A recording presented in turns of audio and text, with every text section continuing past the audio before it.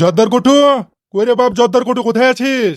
দেখ মা, গুদমারানি ভাইটা আবার চলে এইতে।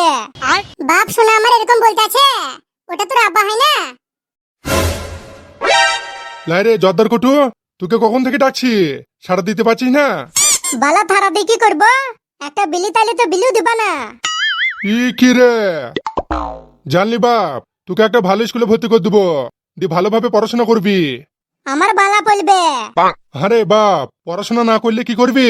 কেন বালা তোমার মতো এমএলএ হবো? দিয়ে মুতা মুতা বৌদির পক পক করে পদ মারবো।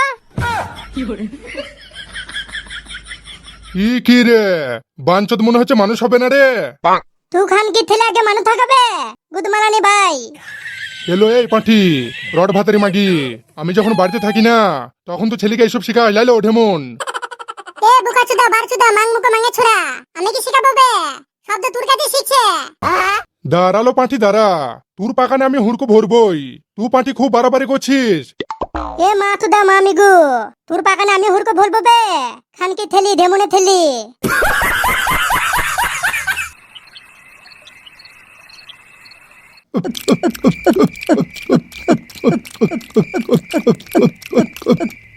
তা লাই রে সাদা কুকুর, কি বলো? তোদের এমএলএর খুব ক্ষমতা বল। ওরে বাবরে, সাংঘাতিক ক্ষমতা। এখানে বড় ভাই রাতের ক্ষমতা যে বাঘে গরুতে এক ঘাটে জল খাই। তা শুনলাম নাকি এমএলএ বিকাশ দত্তের একটু আলুর দোষ আছে। ওরে বাবরে, একটু লয়, অনেক আলুর দোষ আছে। বারা আমাদের বড় ভাই ছোট বড় আইবুড়ো বিয়ালা বিধবা সিধবা কাউকে ছাড়ে না। বারা যেখানে ফুটো দেখবে সেখানে ঘাপা ঘা ভরি দিবে। আরে সর্বনাশ, সত্যি বলছিস কাউকে ছাড়ে না? হ্যাঁ গো বারা, কাউকে ছাড়ে না। থাইলি বাড়ে এমএলএ বিকাশ দত্ত সাংঘাতিক যন্ত্র তো।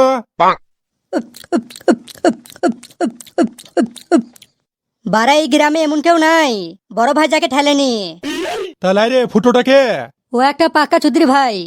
ও চুদির ভাই তো বড় ভাইয়ের বউকেলি পালিয়ে গিয়েছিল, আবার কিছুদিন আগে বড় ভাইয়ের মেয়েটাকে রেপ করে মেরে দিল।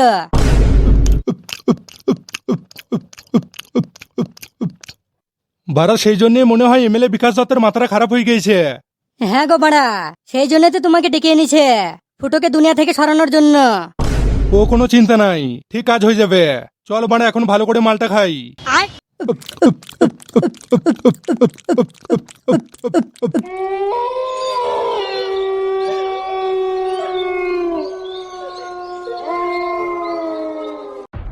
কই রে বাড়া, মাঙ্গেনা বেগম তো সে কখন গেছে, এখন এলো না তো। এই তো আমার মাংস সোনা, এবার আমার কাছে আসো। এই নাও মরটা খাও। কই দাও সোনা।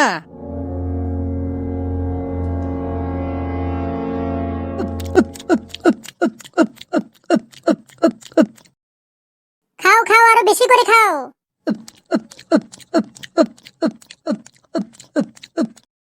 ও আমার মাঙ্গেনা বেগম, তোমাকে একটা কথা বলবো। কি জান বলো? আরে সর্বনাশ, তুমি আমাকে জান বললা। তা তুমি আমার জানি তো হও, জান বলবো না তো আর কি বলবো? আরে সর্বনাশ। সব সময় কেলাচোদার মতো তো হাসছে কেন? ও আমার সোনা গো, তোমাকে একটা কথা বলবো। কি বলো? বলছি তোমার পাকানে একটা হালকা করে চুমু খাবো। ছি ছি ছি ছি ছি ছি, তোমাকে আমি এতটা ভালোবাসি, তোমার জন্য আমি আমার জীবন যৌবন সবকিছু দিয়ে দিলাম, আর এখন তুমি বলছো আমার পাকানে চুমু খাবা?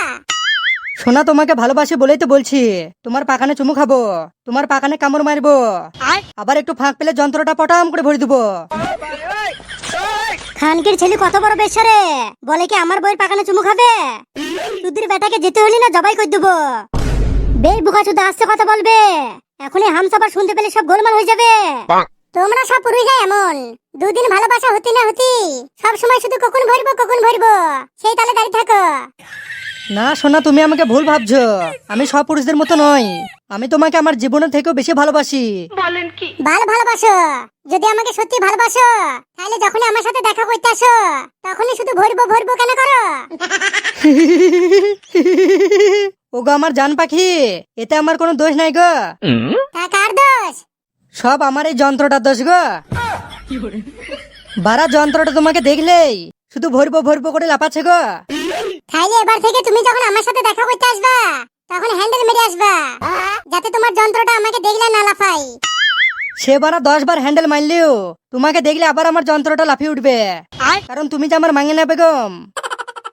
বারা তোমার মাঙের গন্ধ আমার নাকে ঢুকলেই আমার পুরো মাথায় ফেদা উঠে যায়।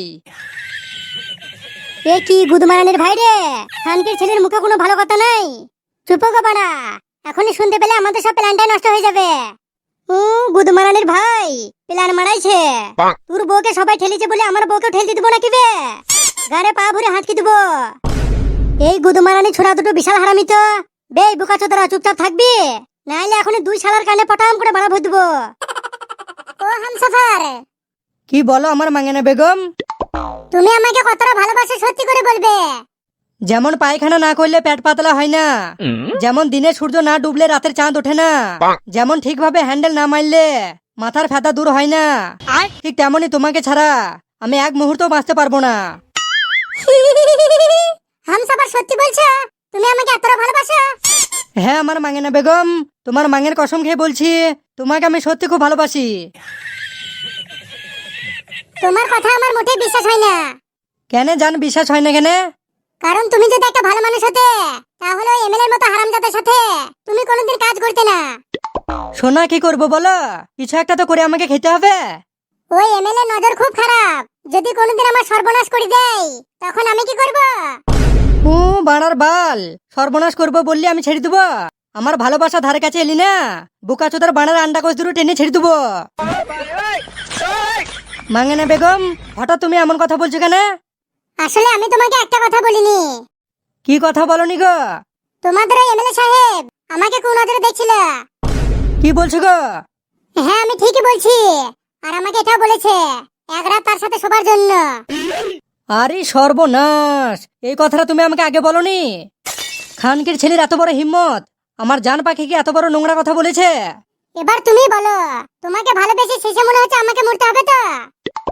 জান আমি থাকতে তোমাকে কে মারবে? কারোর গাড়ে এতটা দম আছে?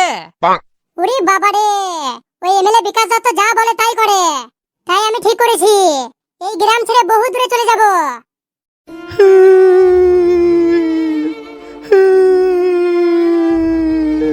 শোনা আমার, জান আমার, তুমি চলে গেলে আমার কি হবে? আমি যে মরে যাব।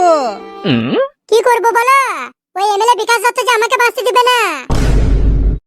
ওই গুদমারানি ছেলে খানকি ছেলে শুধু একবার তোমার ধারে কাছে আসুক, তাইলে আমি কসম খেয়ে বলছি ওই শালাকে দুনিয়া ছাড়া করে দেবো। তোমার কি ক্ষমতা আছে? তুমি পারবে এমএলএ কে মারতে? এই হামসাফার পারে না এমন কোনো কাজ নাই। শুধু মুখে বড় বড় কথা বললে হবে না। যদি তুমি আমাকে সত্যি ভালোবাসো তাহলে এখনই যাও আর এমএলএ এর মুন্ডুটা আমার কাছে কেটে নিয়ে আসো। ঠিক আছে এখনই গেছি, ওই খানকি ছেলে মুন্ডুটা তোমার পায়ে নিচে এনে ফেলবো।